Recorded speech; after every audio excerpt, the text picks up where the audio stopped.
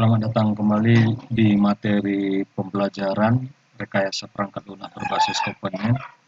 Pada sesi ini kita akan sama-sama belajar terkait dengan requirement. Pada sesi requirement ini kita akan belajar terkait dengan business process dan use case, di mana business process dan use case ini akan digunakan untuk tahapan berikutnya, yaitu untuk mengidentifikasi komponen yang akan dibutuhkan nantinya. Case yang akan digunakan untuk business process dan untuk berikutnya nanti penentuan komponen dan arsitektur komponen adalah proses di sebuah hotel ya. Jadi bisnis prosesnya adalah reservasi hotel, dan untuk bisnis proses akan digunakan UML activity diagram ya. Dan ini adalah contohnya bisnis proses untuk reservasi hotel.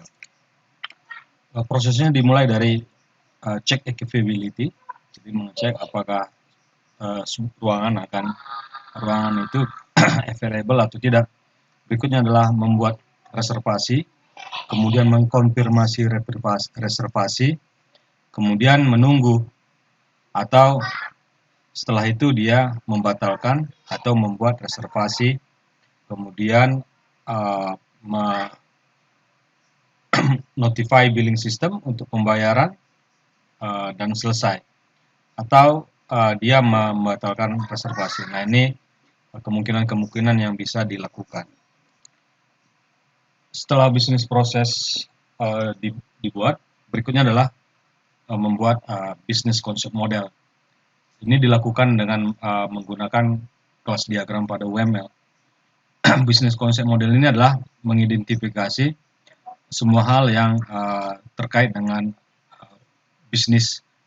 Dalam hal ini adalah bisnis hotel, dan di sini data dapat diidentifikasi yaitu hotel. Kemudian hotel ini memiliki beberapa jaringan hotel, kemudian ada petugas di sana, kemudian ada customer ya, customer bisa menghubungi beberapa hotel, atau sebaliknya hotel juga bisa memiliki beberapa customer gitu ya. Customer juga memiliki address. Kemudian satu hotel bisa memiliki beberapa reservasi gitu ya. Kemudian reservasi terkait juga dengan room ya. Jadi satu room bisa memiliki beberapa reservasi. Kemudian satu reservasi bisa memiliki beberapa bill, dan bill memiliki payment. Nah, demikian ini kelas bisnis konsep untuk reservasi hotel. Berikutnya ditentukan use case diagram, dan sebelum kita menentukan use case diagramnya, kita bisa melihat hubungan proses bisnis dan aktor penanggung jawabnya. Jadi di sini kita bisa lihat ada guest ya, dan ada sistem gitu ya, yang bisa melakukannya gitu ya. Ada guest, ada sistem, kemudian yang berikutnya adalah pembuat reservasi gitu ya. Jadi calon tamu yang akan membuat reservasi. Nah, ini diambil dari bisnis sebelumnya. Jadi ini adalah yang dilakukan oleh sistem, yang di bagian blok ini dilakukan oleh yang pembuat reservasi. Berikutnya ditentukan hubungan antara aktor dalam konsep bisnis model. Jadi di sini guest dan reservation maker itu adalah customer ya. Jadi kalau kita bisa lihat di sini ada guest dan reservation maker gitu ya, dan ada sistem. Guest dan reservation maker itu adalah customer. Kemudian yang mengadministrasi proses pemesanan itu adalah petugas hotel. Nah, kemudian billing di sini berdiri sendiri. Nah, kemudian kalau kita bisa buat diagram use case-nya, maka kita memiliki 4 aktor di sini ya: reservation maker, guest, billing system, kemudian reservation administrator.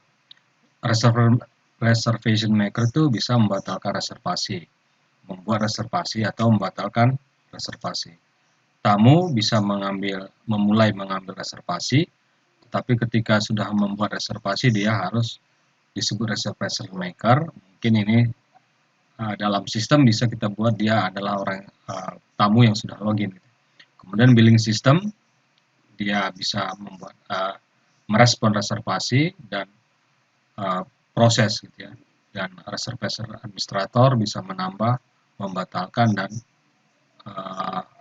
memindahkan gitu ya. Yang pesanannya. Include use case-nya ya bisa ditambahkan yang di cancel, update dan take up itu identification reservation gitu ya. Jadi ini harus diidentifikasi. Kemudian yang bagian lain yang perlu adalah use case skenario ya.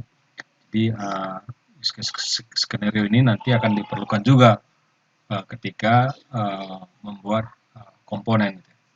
Jadi di sini ada namanya, inisiatornya siapa, tujuannya apa, ada main success scenario, ada extension ya, extension. Contohnya bila tidak ada ruangan dan yang lain yang di luar daripada main success scenario. Nah ini use case untuk reservasinya, dan ini identifikasi reservationnya. Jadi bagaimana mengidentifikasi reservationnya.